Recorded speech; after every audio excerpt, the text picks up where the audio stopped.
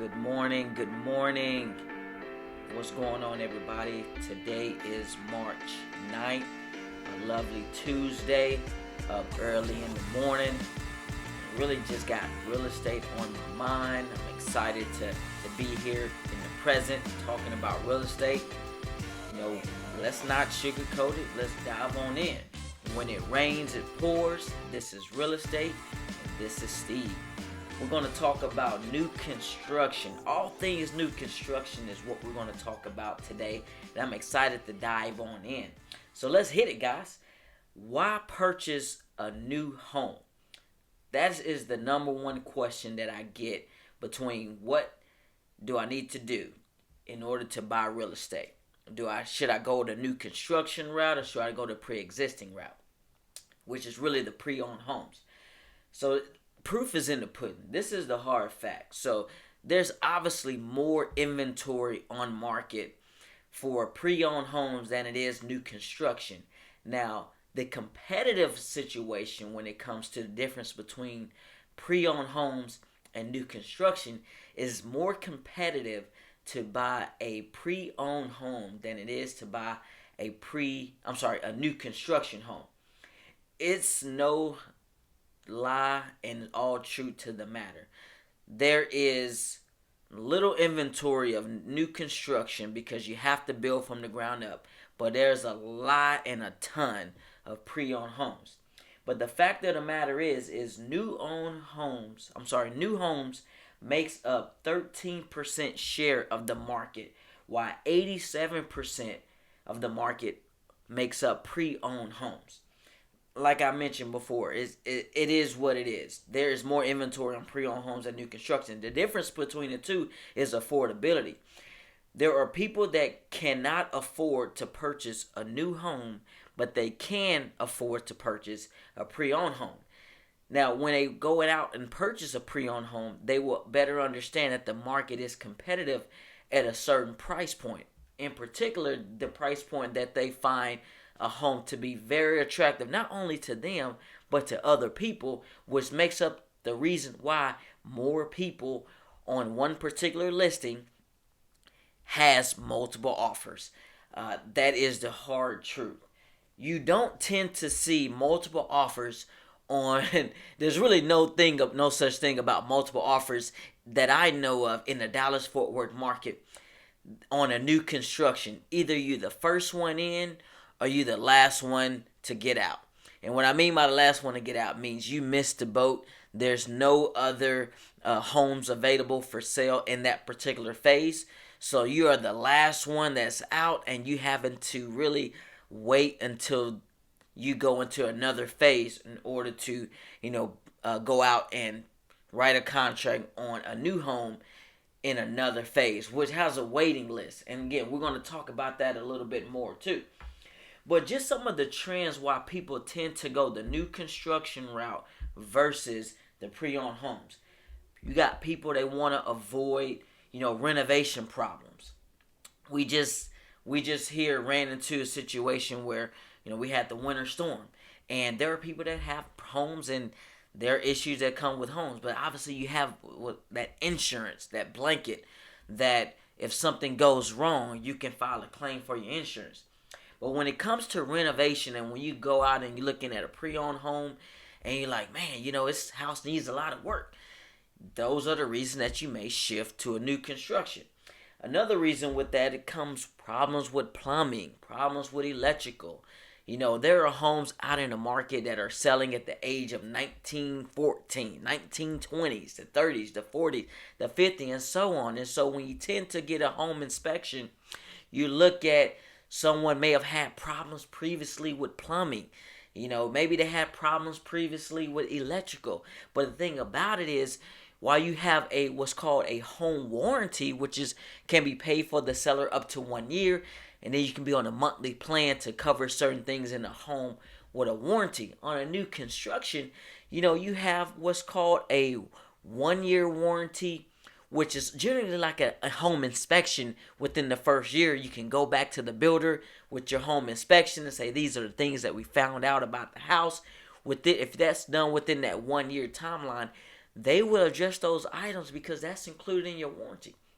And then you have a 2-year warranty. A 2-year warranty may, cover certain things that are manufactured, like whether it's the faucets or certain plumbing aspects. And then you have what's called a 10-year, which is 10 years for the structurals. A 10-year structural warranty that can be transferable. So that means that if you purchase a new home and you sell it within 3 years or 5 years, you are giving that other owner, that next owner, 5 more years remaining on your structural warranty. So that's a selling incentive that you're giving that other party in order for them to feel comfortable with your purchase price and knowing that they still have a structural warranty, especially in the state of Texas where homes do shift and it gets hot as hell. Let's be real.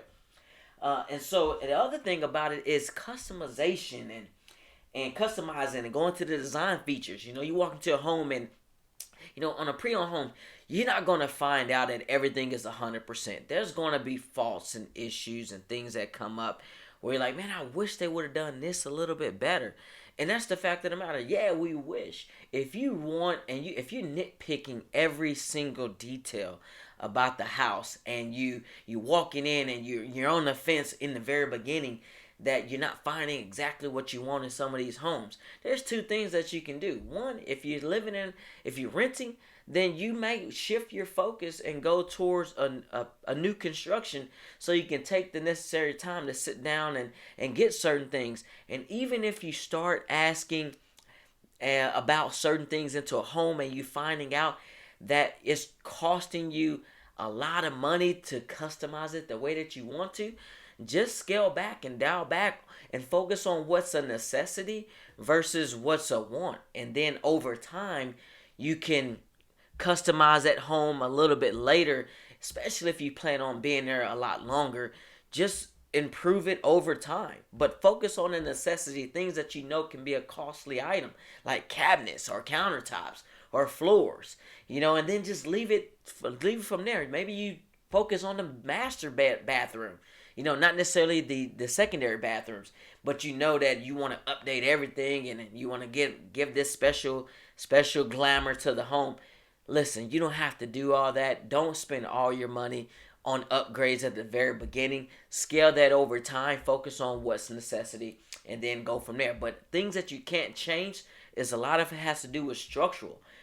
Structural changes are what's considered major changes when you walking into a new home trying to decide what's the next step is going to be and what that contract cost is going to add up to. But before you get to the design center, you will find out you have a base price and then you have a structural change price. And then from there, you have your total price. But it's until you get to the design center where it's going to go up a little bit more after that. But walking into a new construction, you have a sense of the total price of the home based on the base price and your structural price. And then from there, you will decide how much more you want to spend in a new home when you're looking at the design. And if you find the right builder, then you will find out that they'll be willing to give you an incentive that you can spend at a new construction design center so that you can customize the home that you want to and not feel guilty in the process. So those are the things why people are purchasing, new homes. And so when you look about when to purchase a new home, I'm on the fence about that, right? Because you have, someone like me where I woke up and I talked to the wife and I said, hey, listen, maybe we should go the new construction route. We just bought a pre-existing home. We have, we have some sewer line, some roots growing into the sewer line. We spent, maybe about $4,000 over the span of 8 years, addressing that problem. And, and we never did the things that we wanted to do inside the house. And although we had lofty goals, we maintained the house. We loved it, but we never got a chance to put our own spin to it. And a lot of it has to do with, just expenses over the course of the time and duration that you're living in. There's expenses that's being reallocated, and maybe you want to save a little more money and you're not finding out there's room to renovate. But let me tell you this, people that are in a pre-existing home and they're on the fence about doing the home themselves or affording a new home, either they go and buy a new home or they tap into the equity and get a renovation loan or what's called a home equity loan or a home equity line of credit. Home equity line of credit is when you're going to another bank, and like Frost Bank, for instance, you can contact them. They'll put you, you go through the process of a home equity line of credit. And with them, you're not dealing with tapping. You're not dealing with a loan that's affecting your primary loan. You're actually getting a second loan on it, and that interest rate may be 5, 6, or 7%, and that loan may carry out to 5, 10, 20, 25 years max. But I'm no loan expert, although I have underwriting experience. I've just known from the question I've asked in the past, and but and that's as far as my knowledge will take you before it get a little convoluted. But definitely ask a banker to talk about home equity line of credit. And then what other people do is they refinance and do a cash out refinance, which in Texas, may consider Texas cash out. But people tap into their equity for renovation loan. And honestly, that is typically the number one reason why people are doing cash out refinances, is because instead of buying a new home, which maybe it's a little bit expensive for their budget, they just tap into the equity on their current home and start the renovation costs from there. And so those are reasons why people may decide. So you have to decide when is a good time to buy. Do you want to, or you just deciding that you wake up and you want to do something different about your current home, and now you figure that, hey, this is the best time to transition, either tap into your equity or you make the decision to move fast on a new construction. The thing about the new construction is everybody knows you have a timeline. The timeline can be 5 months, 7 months, 10 months, and how expensive the process is, it may even be 12 months on a new construction. Obviously, when you're dealing with 12 months, that means you have a big budget and you have a lot of upgrades, a lot of larger home to build. The smaller the home, the quicker the construction. The larger the home, the longer the construction. But when you in a renting scenario, and when you sign in a 12-month lease, when you are in the 10th month, you should know if you want to go and do a new construction. You don't wait till 6 months or 3 months or 2 months to decide if you want to do a new construction. You need to decide that within 10 months of a 12-month lease. And the thing about that is, if it's a 11th month, and if we're dealing with certain delays, then you may have a courtesy 1 month, a month-to-month extension where you may have asked that landlord or that property management they give you an extra month because you're expecting delays. Property management companies, they don't discourage or give you reason to that they won't be able to work with you if you tell them up front that you're purchasing a new home and that you may need an extra month. For them, obviously, it costs a little bit more to transition you out and bring another tenant in, and it's going to cost them a little bit more, but they're making their money over the long term, right? So they may be more courteous to you, to giving you a month or two if there's any expected delays. The other thing about that, when you're transitioning from selling your home to buying a new home and you need to sell your house, it's better to understand how to sell your house sooner rather than be uncomfortable a little bit later and be overwhelmed. The process with transitioning from selling your home to buying a new home is the overwhelming and the anxiety that comes with how you gonna schedule out a move, what will be uncomfortable to rush the process. And sometimes it's about just getting the bag, getting the money. And once you get the money, once you got $80,000 or 60 or whatever being deposited in your bank account, and you have about 5 months left in the process, I'm finding out people are, they are saving a little bit more on top of that. They find joy that they able to have a smoother transition, and it's becoming a little more apparent that their process is much more better. It's a better feeling. knowing that you have $60,000 in the bank, and or whatever that money is, that you have that money in the bank. You have about 4 months left in the process. And now you're just watching the new construction. Now you have a centralized focus. You're focused on the new construction, not necessarily preparing your home to sell. So you have a singularity focus there, where it's all about the new home, making sure that new construction builder is doing everything they can to ensure that you're satisfied on your new construction. And so when you're thinking about satisfaction, you're thinking about, okay, do I start this process with a real estate agent to buy a new house, or do I start this process, without a real estate agent? Let me tell you the truth. The truth of the matter. There are more people that are unrepresented by a real estate agent at a new construction process than it is people that are represented by a real estate agent in a process. Now, do I have this statistic? No. But I can even tell you from my conversations, and I will, just the way I think that there are more part-time agents than full-time agents, it's obvious there. But there are more people that think that they can get a better deal. It's psychological. There are people that think they can get a better deal when they do not have a real estate agent represent them at a new construction site, because they're thinking, well, that sales consultant doesn't have to pay the realtor, so they're going to allocate, $15,000 or $10,000 to give me the incentive they're going to give me $15,000 versus giving the realtor $15,000. Let me be clear. That does not happen at all. As soon as you tell the agent or the sales consultant that you do not have a realtor, they are not going to ask you twice. And the reason being is because some people at a new construction, they may only like to work directly with the sales, the customer, versus working with the agent and the customer. The customer is who they're servicing, right? Agents are not always involved in a lot of corresponding emails unless the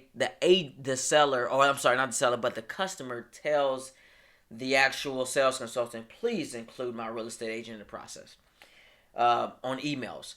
But there are more sales consultants that tend to only like to deal with the customer. Think about this. I just said the customer. The customer is only who the sales consultant is working with. The sales consultant is not a client of the sales consultant. The salesperson is representing the seller, which is the new home builder. On the contract that you're signing as a new construction, that the buyer is signing, it specifically says the seller is represented by the sales consultant.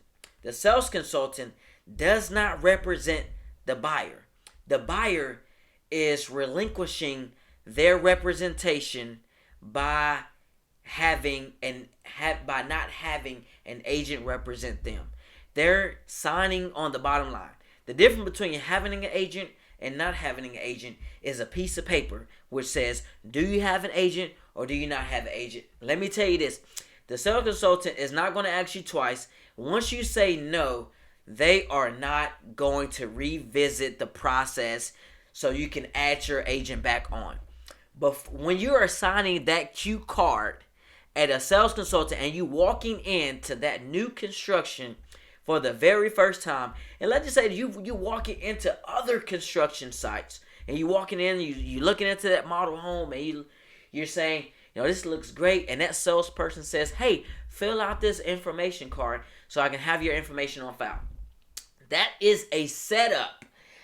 And when you fill that out and you put your information on there and you go to that and you go to that card and it asks you, do you have an agent? Put their name, phone number, and email on here.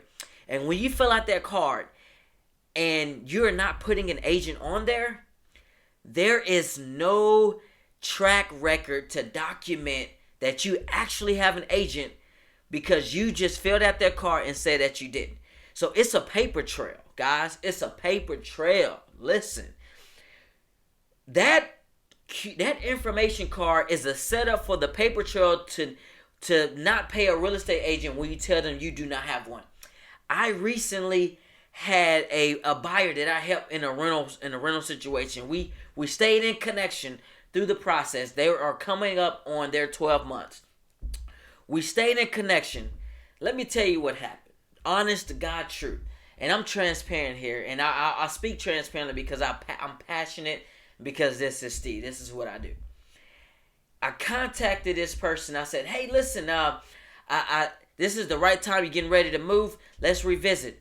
And they said, listen, oh man, I walked into a new home site, Bloomfield. I walked into Bloomfield Homes, and I sat down. They said there was a deal too good to be true. They walked in. They told me the price is going to go up $4,000 tomorrow, and we only got so much left. And oh, by the way, there's only a cap of how many homes we can sell in a given month, and we're closing in on that cap, which means if you're unable to buy now, then you may have to wait for the next month, or better yet, for another phase. And because we're going up $4,000, it will behoove you to move forward now, so you can take advantage of the process. And so the honest God truth is, through that conversation with the sales consultant, they move forward, and the thing that raced in that buyer's mind is, maybe I can get a better deal if I tell them I do not have an agent, and that maybe they can reallocate those costs to me because they're going to throw all these incentives. That wasn't even the case. Soon as they said no, and they signed the contract, they didn't put my information on the card. They realized that, oh, by the way, they are not getting the incentives. And they signed the contract, and it is moved to being ratified, which means signed by not only by them already, but by the seller. They wanted to add me back into the process when I told them the benefits of having a real estate agent represent you. And one of the extreme benefits to having an agent represent you on a new construction is you have a customer voice in the process, and then you have a professional voice in the process. There's a difference between the two. Customer voice is the screaming and yelling. I want this. I need that. You're not listening to me. What's going on? The process never ending. I see there's an issue. There's this. There's that. And then there's that courtesy. And then you have a professional perspective where he's saying, I walked through this process before. I'm understanding. I know how this process needs to happen. These are the respected people that I need to contact. And these are the things that are going wrong on the home that is expecting to be done, because there's a process flow that a buyer doesn't even know about, but the agent knows about the process and the phases that are happening from month 1, month 2, month 3, month 4, month 5, month 6, month 7, month 8, month 9, month 10, and all the way up to 12. There's a process that agent is well versed at, because their experience level allow them to understand not only from what one builder does, but from what multiple builder does. And when you find out there's a trend or there's an inconsistency in the process, then because every builder may do things different, then there's an opportunity to get ahead of a certain step that you may want to get that you are advised by your real estate agent to do or to look out for, because this builder doesn't participate in this set of process. And so you may have that conversation with them. But a professional voice allows you to dive in real deep into the process, knowing that there are certain things that may happen. So now we need to avoid these things, and there becomes a certain level. Like there's a level in new construction with an agent, and I will share you my experience. There was one significant situation that I had to deal with working with my own family in a new construction. Now, for one, if the situation doesn't goes very well, and I'm walking in the process, I'm seeing that you're frustrated, I'm frustrated. As a real estate agent, if you can't feel that client's pain points in a new construction, then and you don't have a connection with their property as if it's your own, and you can't feel the things that are going wrong, then you're only one dimensional and you're only money driven. If you're relationship and customer driven and you about doing the right thing, you're gonna feel it. And so I felt the process that was happening, that was unfolding, and we end up being a little bit early in our home inspection process. Yes, I always recommend a home inspection, new construction, even in the early phases. But we did this a lot early in the process, an inspection for the overall property, and we ran into multiple issues. And because I care so much, and because I have a corporate background, I felt the process. I connected immediately with the sales consultant. Once I realized that the sales consultant was only taking their level of interest or concern so far, it was important for me to disconnect from the sales consultant and take it up a higher level. Yes, I looked at LinkedIn. I saw a hierarchy. I saw the level that I needed to get to in order to make my voice stand out professionally. And so I took it from not only the sales level, I took it to the area management level. And then I added another level. I took it to the regional level. Then I took it to the director level. And then I took it up to the chain for the CEO of that particular builder. And I said, if they can't hear me, then there's a problem. And then I took it to the board of directors. So what happened, I took my email chain that I said, I want people to understand what's happening at the ground level, because it's important for me to highlight not only for my client, but for other clients other clients down the line. So on this one email, I centered around the board of directors, the CEO, the director, the regional, and then the area. And then I included the sales consultant, which basically says, yes, I can get there if you want me to. Again, this is professional. And what actually happened is there was multiple issues with the roof. There was issues with the electrical. There was issues with certain outlets and certain things that my clients pay for that the sales consultant said, hey, I can't do it for you. Hey, it is what it is. So and when there's things that could have been avoided in the process that they neglected, and because of all these issues piled up, I had to take it up 8 levels deep. And it may felt like 8 levels, then it could have been about 4 levels, honestly. But I felt like I need to take it up to 8 levels deep. And when I did that, my voice stood out professionally. And not only, so I didn't let my client send out the email because I wanted them to feel that I'm going to copy them on this professional email that I'm going to send out. And I promise you not, all the things that we got addressed was taken care of. And oh, by the way, we even got a refrigerator in the process. Thank you, Lord. We got a refrigerator in the process.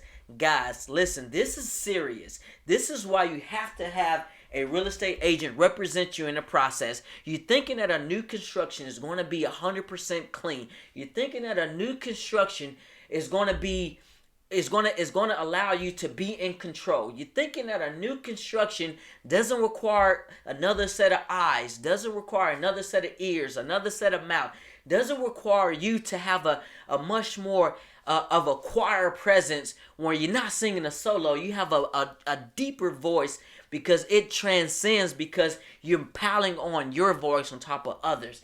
I kid you not. Please do not go unrepresented when you're filling out a contract. You may go unrepresented when you're walking into a new model home. Don't be unrepresented on the information card, and don't be unrepresented when you're signing that contract. Have an agent right along with you. I guarantee you this. When I'm there with my clients, it's a 2-way conversation. Actually 3-way. between the sales consultant and my client, between the sales consultant and me, and between me and and my clients. And we're in the process in the very beginning. We're selecting the lots, choosing the best investment for the lot. In certain cases, we may be the first ones to get in because we built a relationship with the sales consultant, where we want to encourage more business to them. And that's another reason that sales consultant, some of them like agents, some of them don't really like it, but they're not thinking twice when you tell them that you're not. But there are people that it used to be where they want business from new home from agents, but now they have walk-in business, so they're not even thinking twice more now, because there are people that are walking in every hour, every minute, every second into a new model home, ready to make a deposit if they feel like it's the right investment. But there are agents that are right there with you, like myself, that are in that are in that contract conversation with you before you sign that bottom line, because they want to make sure you feel good about that investment. So again, you have to have a real estate agent represent you in the process. Do not, I kid you, do not walk in without being represented. That money that you think is going to go to you is not. And oh, by the way, more builders are decreasing their incentives to give you when you buy a new home. You know why? Because there's more buyers now to homes, and it doesn't matter if they giving you 10,000 or 5,000 or 3,000. They're gonna give whoever walks in there that's willing to accept $3,000 as an incentive.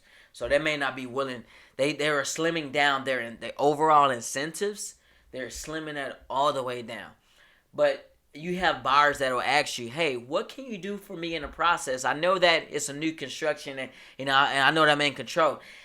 I have to sell myself to a buyer to let them know why it's important to represent me.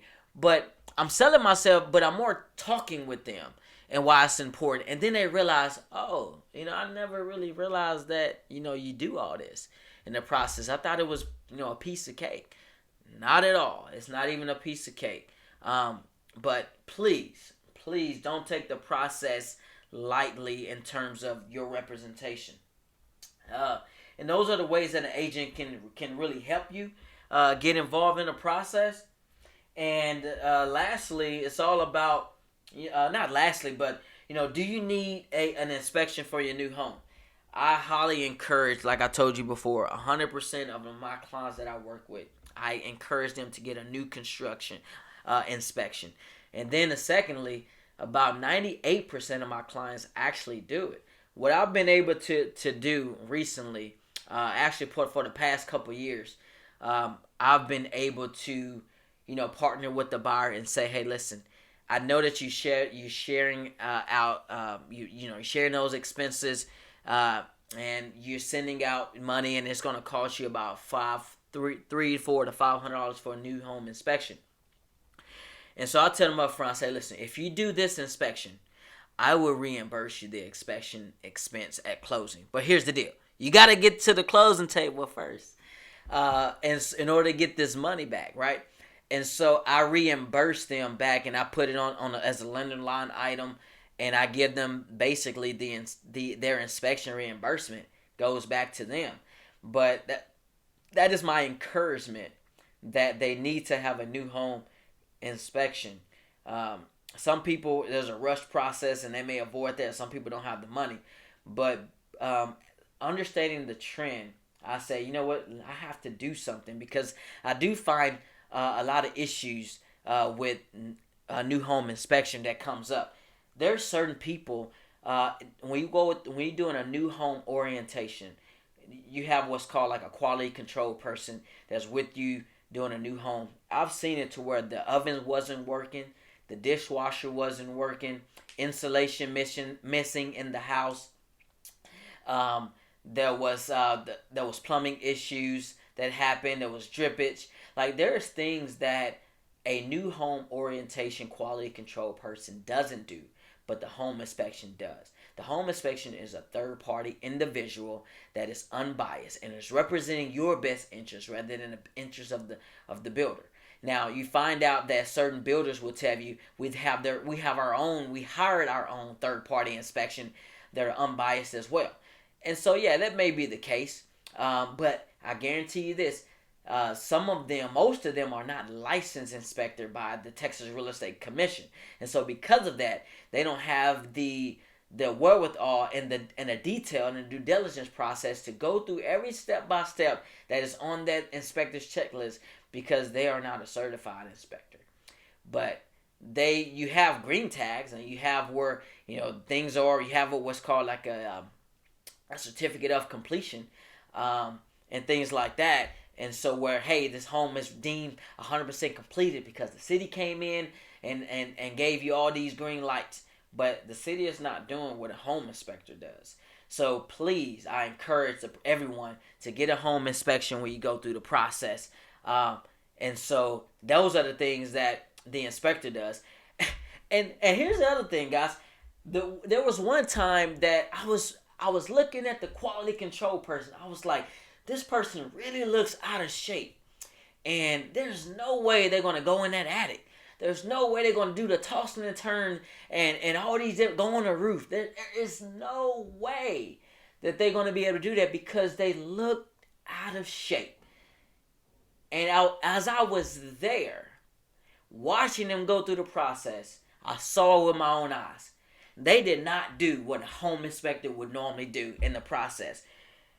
It's called a new home orientation. It's more of a broom sweeping process where you're not mopping and getting into the grinding of the scrubbing and things like that. It's sweeping the process. But when I was there, I was like, oh my gosh, this person is so out of shape. And when they did not do it, and the home inspector said that they were missing all of these things, and I knew that because they didn't do it, there's no way that the buyer would have checked this process because they're not the inspector. And we actually saved that buyer time, money, and issues, and electrical issues, and heating and cooling issues over time, because we had that new home inspection completed, and we was able to wrap that up and got that inspector to go through. But again, guys, you do not know who's going to be with you walking into that new home quality person and everything that they're going to do. I tell this to the other person the other day. I said, the new home orientation person, they on an agenda. Like, they have not only your house to deal with, but other homes. So although they may dedicate an hour or two, to kind of walk this process with you, they also have other responsibilities within that certain community that they have timeline restrictions on. So as soon as they get out of your hair, they on to the next property. So they want to be in and out with you. Someone want to take their time and make sure that you sign that piece of paper in the end that says that you're satisfied and you're not feeling rushed to sign it because you really are not satisfied and you really got a bad feeling that they just breezed over this entire process.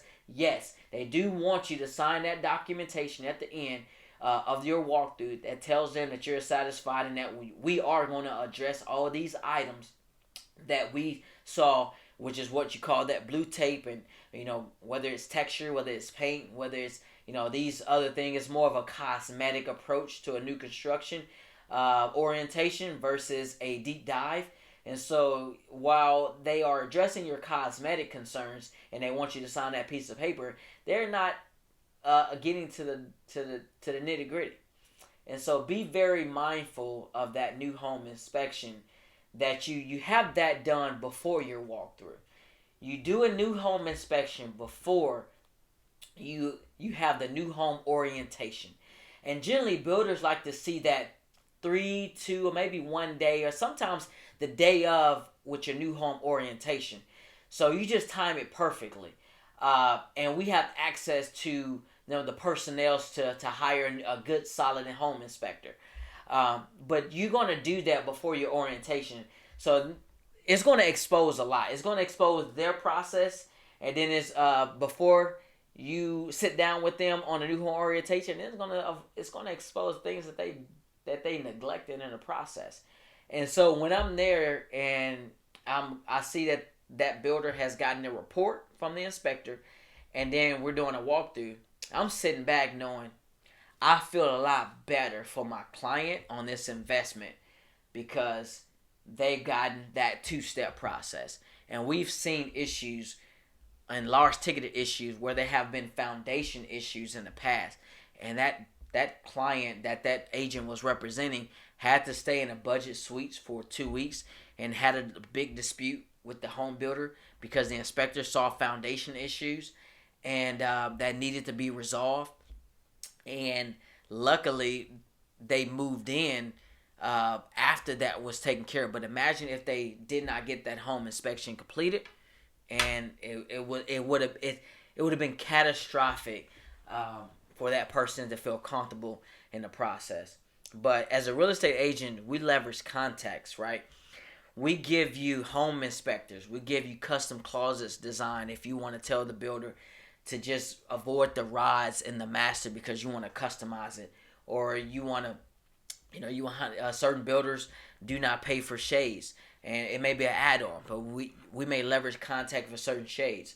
We may leverage contacts for handy people. We may leverage contacts for you to get your knobs done and you to customize your home even more. Like, we have a lot of contacts with contractors, handy guys, all these improvements that you want to make over time. We are leveraging our contacts with you in the process so that you feel that this is not the end. This is just the beginning. And we are there every step of the way. And oh, by the way, when you are not there at the home, we are there with you in the process, online, virtually, FaceTiming you, walking that house when you at work or you in your day-to-day. It's because you hired us where we at the house when you're not at the house.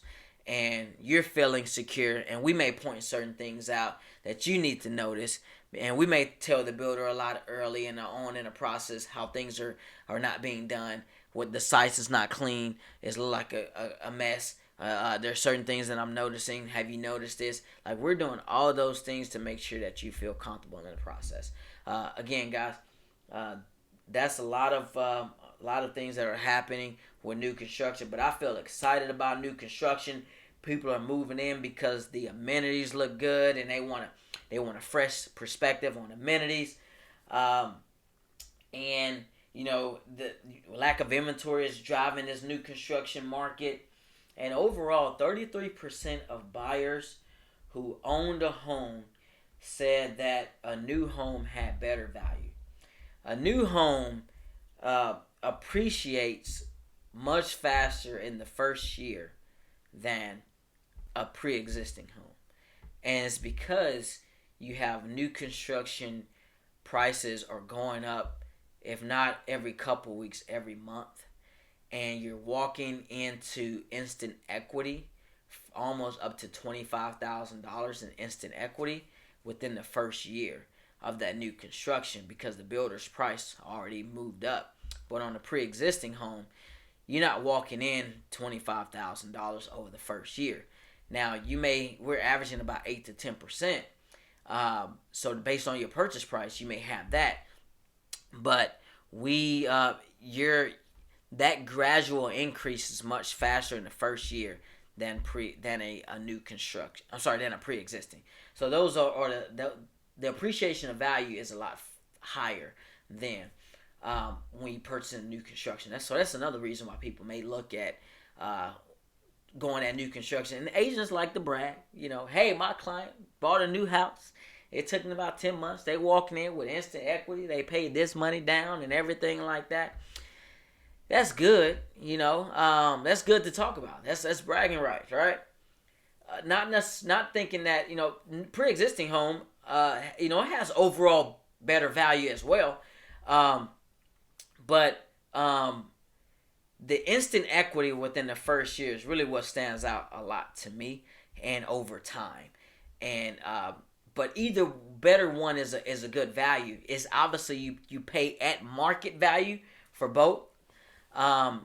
And so you have to decide which one is a better game plan for you to go about the new construction. I love pre-existing home. I love new construction. People choose new construction because low inventory and they have more customization. They just want a better feel of their overall investment. And then a pre-owned situation has a lot to do with, not going to new construction. They just want to just kind of, feel the process out. But and sometimes a lot of it has to do with affordability and what they can afford in certain areas. That a new home is more expensive than a pre-existing home in certain areas. So you you get it. So you have to tailor everything according to your interests, what you feel is the best choice, the best investment, the best opportunity for you. But as we recapping, guys, we talked about why you should purchase a new home, when to purchase a new home, why you should not sign a contract without your agent or without a agent to represent you, why you should not fill out an information card without having an agent. You do not have to fill out an information card, period, when you're walking into a new home. And do you have a new home, or do you need a new home inspection? Then leveraging contacts. So hopefully you got something out of this, guys. Until the next time we connect, peace, love, and always new construction, pre-existing, and real estate conversation. Love it. Talk to you later.